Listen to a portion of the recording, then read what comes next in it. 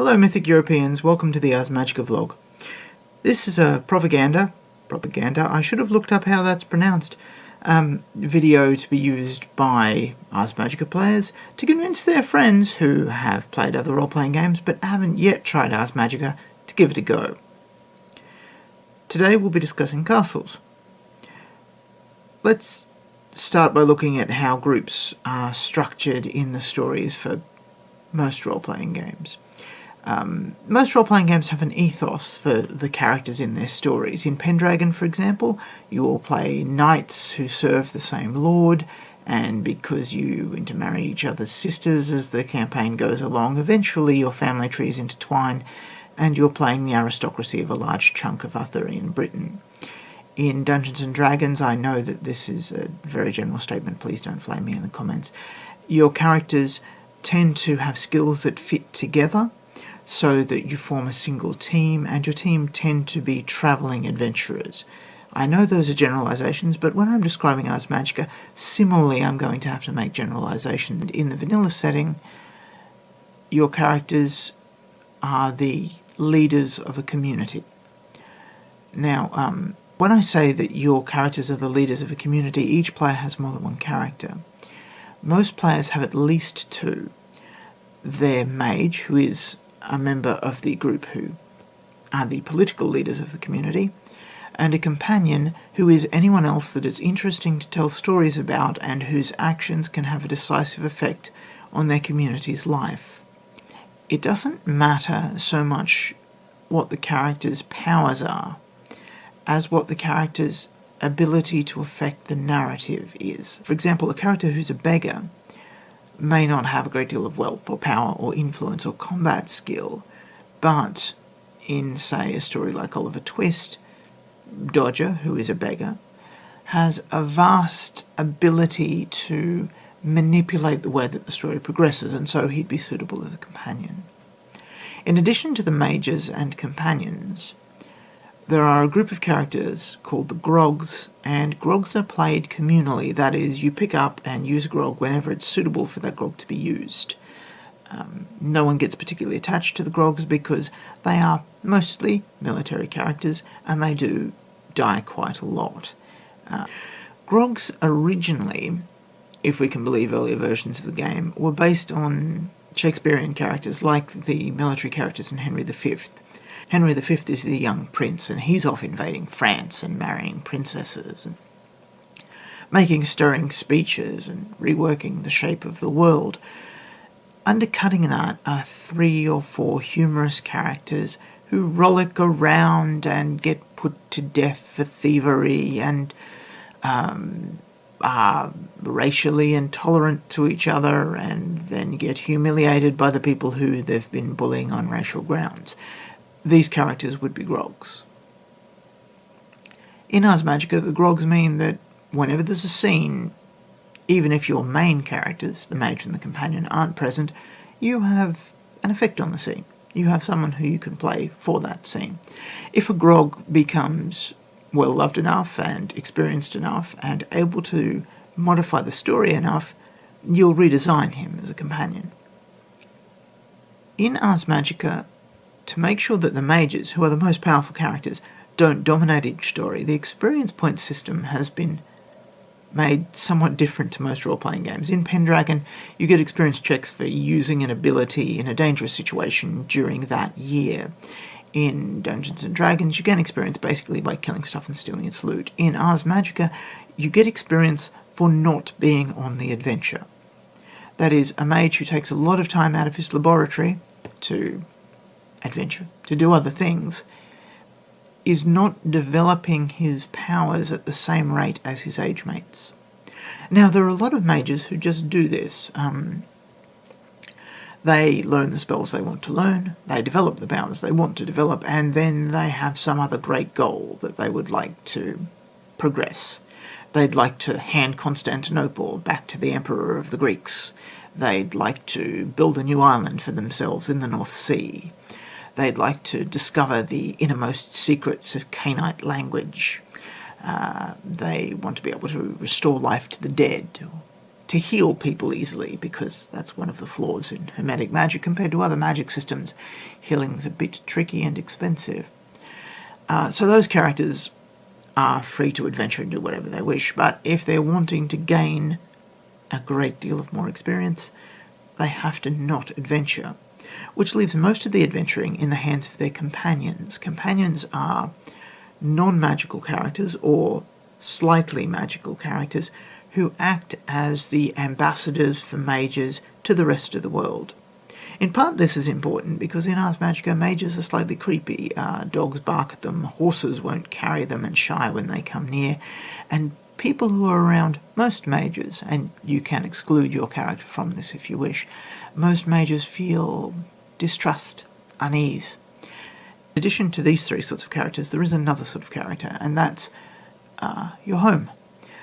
Where your characters live is a central character in an Ars Magica game, and its environment changes due to the success and failure that your other characters experience during earlier stories.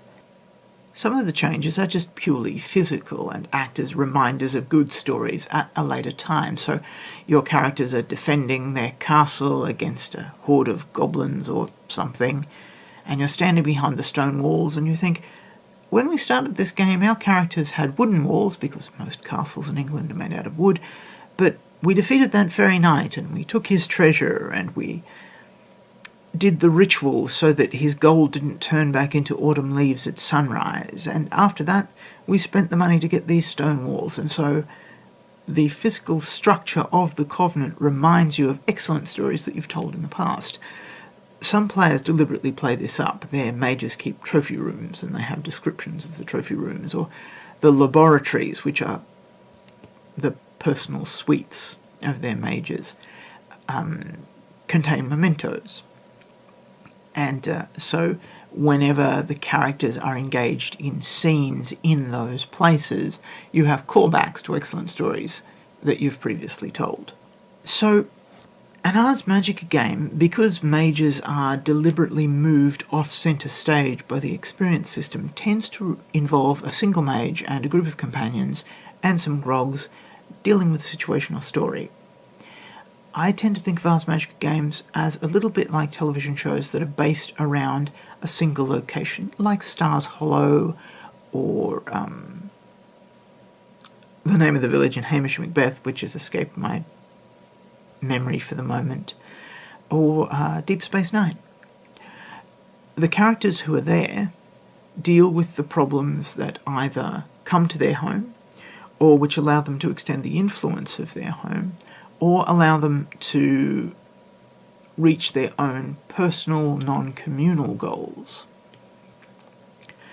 And you don't have all of the ensemble on stage at the same time. In Stars Hollow, you have Lorelei or Rory, or sometimes a supporting character, as the main character for that story, and you have a flock of supporting characters.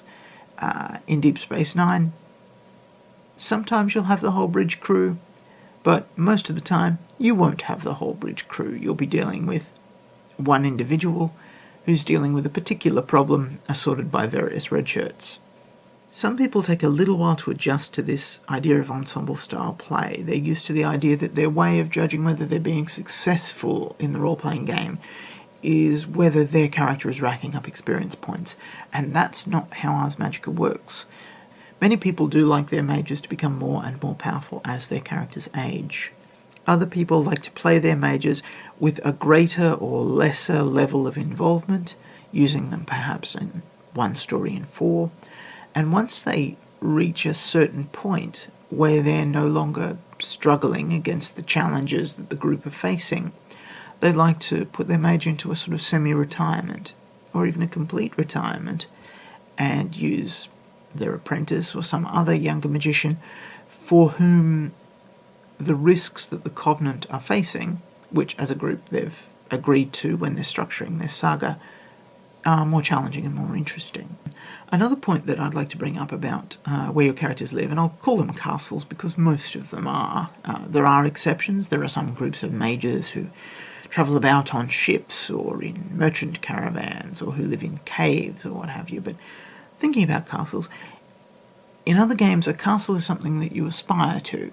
In Ars Magica, it's something that's part of the standard kit. Indeed, by choosing to have a castle, you've taken a flaw and you will be rewarded with resources that you can use in other stories in exchange for choosing a castle, in the same way that you would be given additional resources in exchange for choosing an enemy or choosing to be cursed. Castles in Mythic Europe are a machine, and what the machine is for dominating the landscape within a 20-mile radius. A mundane nobleman who sees your castle thinks that the reason you have it is so that your cavalry units can raid up to 20 miles away and come home without resting their horses out in the open overnight. That's what castles are for, therefore marking dominance of the landscape, which is why if your mages are in England or in Sicily and you have a castle and the king hasn't given you permission, then you've volunteered for a whole world of trouble. And if you're in other places, like parts of France and parts of Switzerland, and you have a castle and the king hasn't given you permission, he wonders why you're richer than he is. Because the kings in those places simply can't afford new castles. So, in Ars Magica, the way you define your home is one of the ways you define the arc of the saga. You define the historical events that you wish to incorporate into your story, and you can use its physical structure to reflect the successes and failures that you've had in previous stories. Next week, we're going to talk about enemies. Every group in every role-playing saga has some sort of enemies, but in Ars Magica, as part of the saga design process, you can gain resources to use in other stories by selecting interesting enemies. So, I'll see you next week.